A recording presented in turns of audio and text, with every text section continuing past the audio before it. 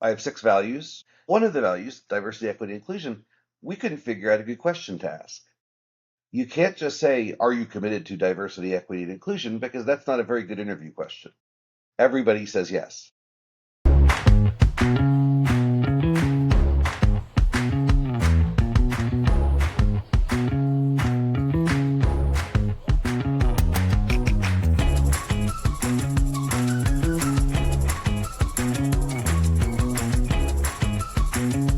Hi, this is Chandri Torbett from Inclusive Matters. I'm happy to have with me Ken Ramaley from Ramaley Group. So let's hear from you.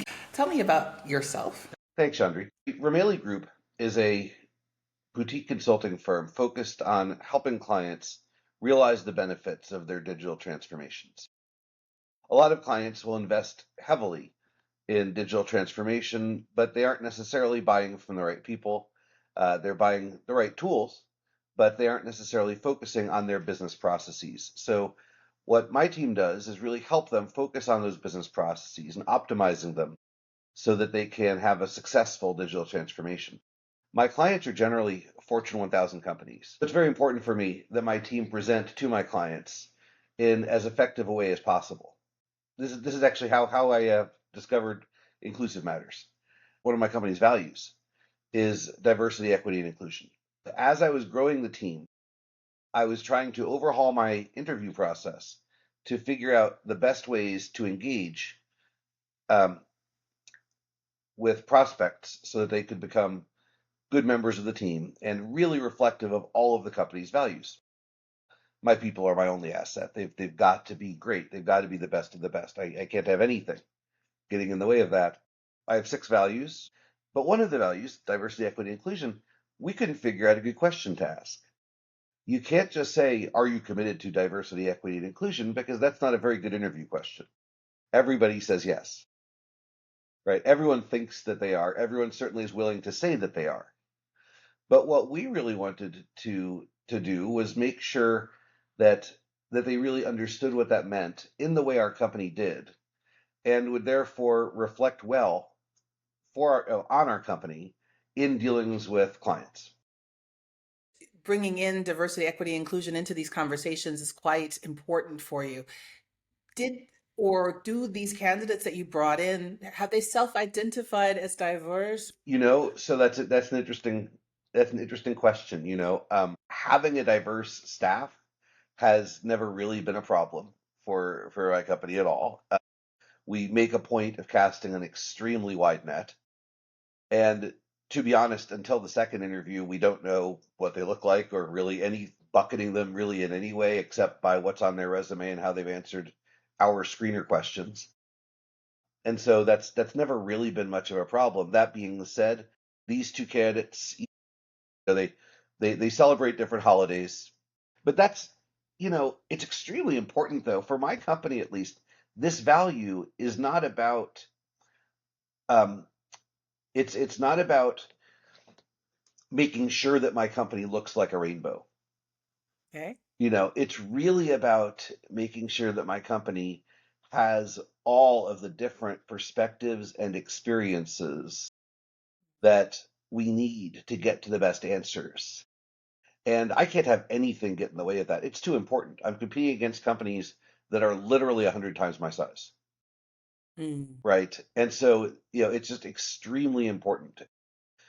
Gosh, I can tell you at this point, my company has tremendous age diversity. We've got racial diversity. We have religious diversity. We have gender diversity. You know, I mean, by the way, the age diversity really threw me for a loop. I never thought that was going to be a critical thing. I figured, well, Okay. more experienced is always better. But man, one of the people that we brought in um, is well, let's say he's closer to his college days than most of Okay. us are. Okay. But has had, different solutions to client problems. Bottom line, it's been a very, very successful hiring process, integrating what we got from Inclusive Matters. Great, great to hear. If you could talk more about the challenges that lay ahead had you not found the answer or the way to ask those questions around diversity and inclusion, what would have continued to be the challenge? There are two challenges. One challenge is I think we still can get the right people, but it takes a lot longer and it's almost coincidental, right? I feel like our interview process now is extremely deliberate. And it's not just asking the question, it's seeing how they respond in the case study. People that respond like this aligned with our values. People that do not respond like this, not so aligned with our values. Not to say that they're bad people. There is some company whose values they might be very aligned with, just not my company. Right. I want my company to reflect a set of values that the company have agreed on that we think are important. And I'm getting the candidates that align with that. So one thing is certainly it would take more time to interview to get people. And the second, obviously, is yeah, you run the risk of simply not getting there. And we wind up with the wrong people, people that do not share this commitment. Well, what happens? If I've got a hard business problem to solve, and all of our problems are hard business problems to solve, right? Unlike most digital transformation companies, we don't throw the clever technology at it and assume it will fix everything.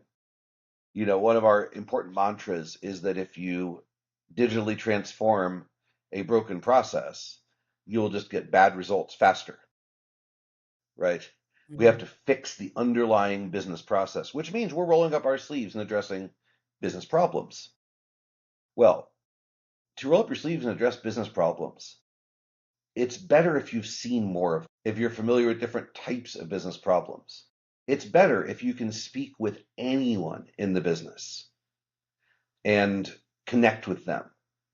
Because at some point, we need to get beyond what they tell everyone about their process. We have to get to what they tell us. And what they tell us needs to go deeper so that we can solve the root cause.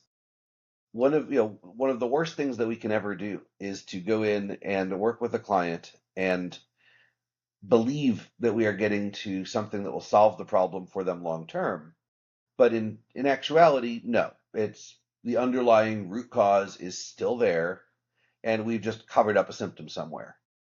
So by having the right, diverse, inclusive team, we get to those things. We get to the connections with our clients that we need. We get to the right answer that only comes when you have the appropriate diverse group considering it.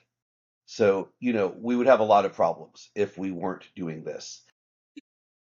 You have the process in place that makes it so that you have more success and built in. Oh, That's and fantastic to and hear. I'm glad you said that, right? Because that is how my company thinks about everything, right? I mean, we Hmm. focus so much on business process, and so that is how we think about everything. And there are Hmm. people that say, "Oh, well, the business process, that's more art than science." No, no, no, that's science. That's exactly what we do. Many of our people have titles like engineer, right? I mean, that's absolutely science. Well, you know what? Recruiting people can be like a science too. And again, that's one of the things that Chandri and Inclusive Matters have really been able to help with is saying, what can we do systemically to make sure that your company has this, not to scatter the artful impression among the people so that maybe you get lucky. There's no luck required. Do things the way Chandri and I eventually got to, and you get the result. That is the process. Well, it's fantastic to hear. There are many processes that have existed a long time, and it's because they have become efficient. People get results, and companies think if it's not broken, let's not fix it. There are oftentimes processes that provide barriers to access for certain groups. How easy is it for you to revisit these processes and to build on them and update them with your team? What's your take? Well, you know what I'm going to say about this already.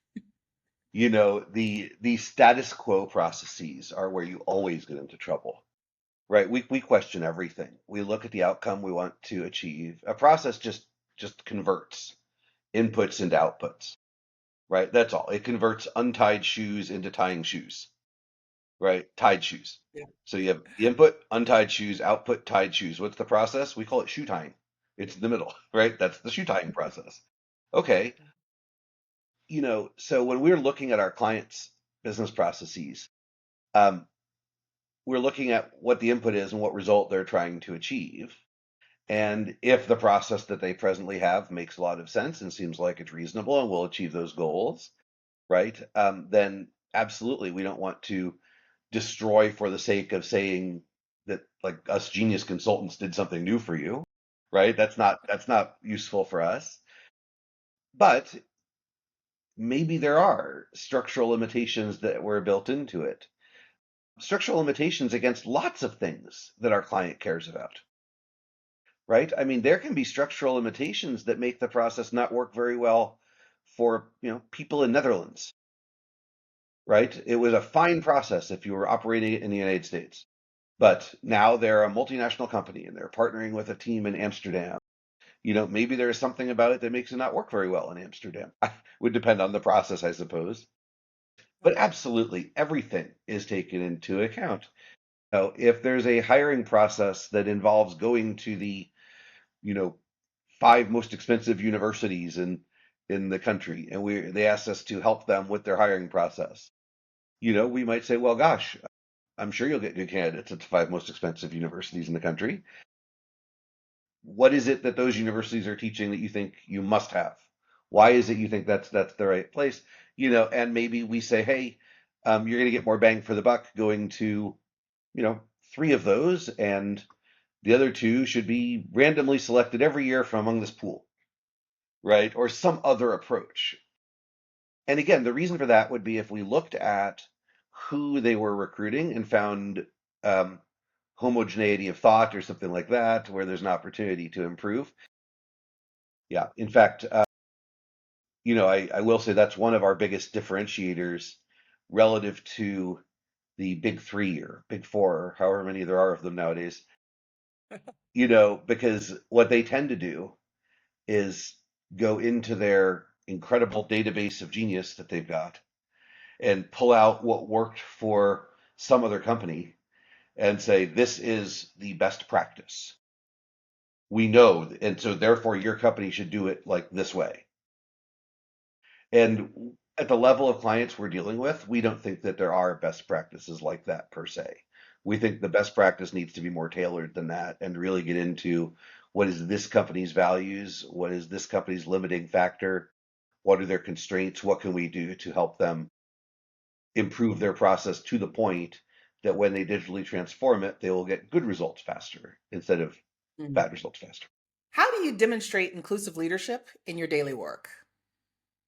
My team sees me being inclusive every day in everything I do. They see in meetings that I'm actively engaging whatever resources are available. And if I feel that there is an inadequately diverse group, I make sure that there is. I make sure everyone who is incorporated is incorporated. So, that they are not sitting at the side, that they are really contributing to whatever it is that we're trying to do. What drives your focus on diversity and inclusion? I'm going to reframe that question as, why am I focused on diversity, equity, and inclusion? You know, um, Simply because getting to the absolutely best possible answer is my company's lifeblood. Without doing that, um, we are a riskier version of some big company, and I can't be that. I've got to be better. I want my team members to feel valued for what they bring. I have gotten more referrals in the last 6 months than at any time previously in my company. I'm getting to the point where my subcontractors, people who had their own company, want to work for my company as employees now, right? They all want to be on board as employees, and they're referring people to be employees or subcontractors. So that's why I focus on diversity, equity, and inclusion, because I want to create that kind of environment where everyone feels like they're going to be valued for what they bring to the table. Okay. What measurable results has your business experienced by leveraging diverse sources, just like you talked about here? Yeah, so the biggest measurable result has got to be repeat client work. Basically 100% of our clients get a second project with us. Um, by getting the right sources involved, they know that they can trust Ramaley Group to get them the solutions that will really make a difference. And by the way, that their team will buy into. That's Yeah. the other thing. One of my clients, I was doing a debrief. What did you like most about working with our company? And he said, Ken, um, I've never seen anyone get into a room and herd cats the way you do. You will get into a room with diverse opinions and perspectives from people that have been fighting with each other for 18 months, and they will leave 2 hours later on the same page, everyone believing it was their own idea. And You're I working magic there. and I don't know how you do it, but I wouldn't want you bring people together. Okay. So that's measurable. How has diversity and inclusion contributed to innovation within your company? Yeah, the innovation side, gosh, really good example. One of my new hires that was hired actually under the new diversity and inclusion interview protocol has been responsible for revising the template for our initial client engagement. This is extremely important, right? I mean, this is the first view on us that clients have, and it's already been very successful. Everyone wants a second shot. Why would we change that?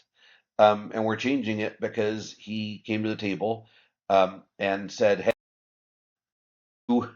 have you thought about making a few changes?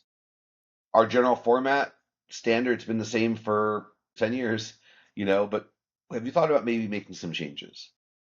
At the very beginning, when you talk to executives about what's going on, which executives are you talking to? Is it based strictly on the organization? Can we be adaptive there? Can we hear something from the CEO that makes us want to talk to someone different?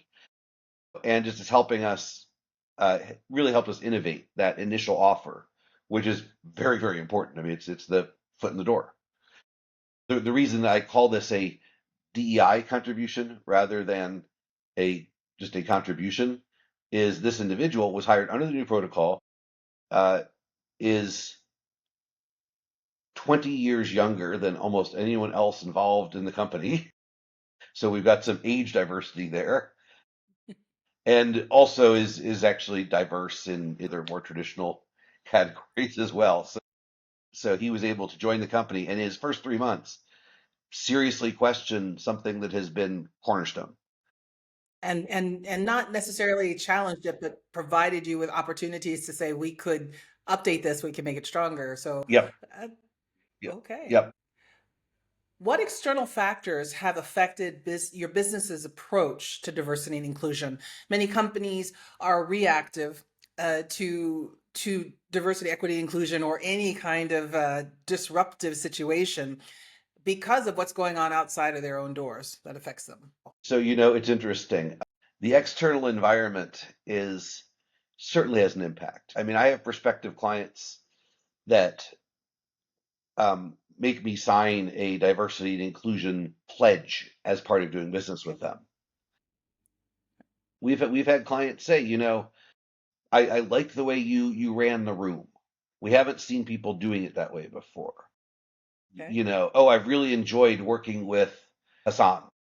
I mean, they don't like come out and say, well, we never would have wanted a guy like that, right? They don't say that. Obviously, they don't say that, you know. Interesting. All right, tell me about the last aha moment you gained through a new diverse perspective. Well, so I hate to come back to the example, but I have to. It's changing our initial offer was a big aha moment. Like, wow, you know, um, one of my team members just came to me and said, "Hey, Ken, we could change the way we do this." It was not a perspective that I had thought before. He really got into, well, it would be better in these ways. And the really important thing and why he's the right guy to be on my team, by the way, is he didn't come to me and say, "You must listen to me because I have a diverse perspective." He did not say, "You should assume it's better because I have a diverse perspective." He said, I think we should do it this way, and here's why. And the fact that he got to it was because of his diverse perspective, because you don't think about the world the same way as me and the other people who put this together the first time. Right. And you know Right. what? There may be someone in 2 years that comes along and thinks about the world another different way, and the There you process go. changes again. And that's okay too. In fact, I hope there is. That's why I keep fueling this within the company. The way you get continuous improvement is by having a diverse, inclusive working environment. That's how you do it. So Which challenges do you encounter as you are proactively promoting, if you will, diversity, equity, inclusion in your team, to your clients, to the external market? Where do you see the biggest challenges, even with new ideas and taking them in? Where do you find yourself thinking, oh, this is the muscle I still have to keep strengthening? absolutely. So the biggest challenge that I've encountered relates to the places where the clients that we have want to engage in where the clients want to speak with us about diversity, equity, and inclusion to make sure we're checking whatever boxes they have on their list. This is challenging. And when I say whatever box What do you mean? they have on their Well, list, how do you mean? well, so for example, there will be clients that will say something like, hey, so what does your company do every year to celebrate Black History Month? Well, you know what? My company doesn't really have that many employees. Celebrating Black History Month is not explicitly part of our routine. If it were a different company, if it was much larger, and if I had Walmart and I had 250,000 employees, I would probably be doing something to celebrate Black History Month, right? Um, I'm not. I have fewer than a dozen employees, and I think that's appropriate. But if we say that's hard to explain to the client who might be a very, very large company. So that can be challenging. So their Yeah. boxes they wanted to check were, Hmm. are you doing DEI the way our corporate DEI says you must do DEI? It's a very interesting perspective to have that the challenges that you have is facing the compliance side of DEI structures within corporations regarding, I think what they're looking for is diversity suppliers, but if you're not necessarily owned or operated by a minority stake, it does cause some friction here. What would you say is your characteristic that you've built on so that you could be more open to inclusive behaviors and leadership? I earlier discussed an example relating to recruiting practices. And if you said, what do you do to ensure a diverse recruiting practice?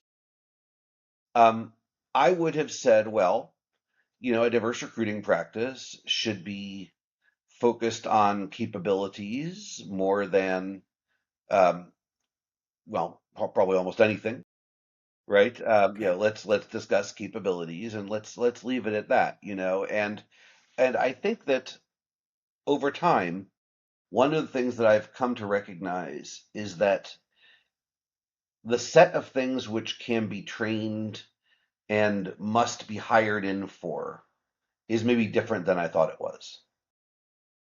And there may be capabilities that I did not appreciate the value of that I can substitute for some of the ones that I used to require. Like the individual that I mentioned earlier that came up with the idea for changing the way we do our initial offer. Is not necessarily someone I would have hired if I was missing some of the experience. You know, didn't have maybe the kind of background that I would have expected. Over time, I've evolved on this to the point that the main interview question that really differentiates people that I ask is this case study example. And I love it because it's highly practical and doesn't depend on a specific thing that you would only pick up in this very narrow kind of place. It's really a more lateral thinking problem, I guess they used to be called, but where you're asked, if these people disagree, what questions would you ask to try to bring them together? I mean, that the case study is generally like that. There's more to it, Right. but that's generally the approach, and anyone can be good at that. And the people that are the ones I want for. Who among your external peers and networks do you reach out to for new perspectives or inspiration? And meaning, who do you talk to about diversity, equity, and inclusion? Well, I call you. Thanks. Yeah, I was leading. You know, yeah, that's an interesting question. For new perspectives and inspiration, specifically related to this. You know, I don't think I've almost ever, except when I called you for help on my interview process, I don't think I've practically ever reached out for new perspectives or inspiration specifically around DEI. What I would say is I am reaching out to people, external peers, networks, and so on, for new perspectives and inspiration as an act of DEI, right? If I want perspectives that will, echo chamber or something, I can think about what I think and document it. If I want to broaden it slightly, I'll talk to my own employees, but that still is contextually sort of pretty tight, Yeah. right? Then when I, call up a college friend, who's Korean, well, he's going to have a different view on the world. So I'm getting something different there. You know, um, then I might post to a mastermind group that I'm a part of and say, hey, this thing has just come up. What would you do about it? Right. Okay. And I don't think I'm explicitly reaching out for perspectives and inspiration on DEI. Um, I'm reflecting the importance of DEI by the fact that I'm reaching out. Now, if the answer to, hey, what can I do to recruit better is, you know, take more account of DEI, I think if I reach out to a diverse and inclusive enough group, um, they will say that. I will hear that from them. And that's good, Mm, right? That gets me there. right. But, the places where the few times when I've been specifically saying, I want a perspective on D&I, I mean, I don't think I could do any better than Chandra. Thank you. For more information about Ramaley Group, where can we find you, Ken? You can find me at ramaleygroup.com. That's RAMALEYGROUP.com. And always happy to help.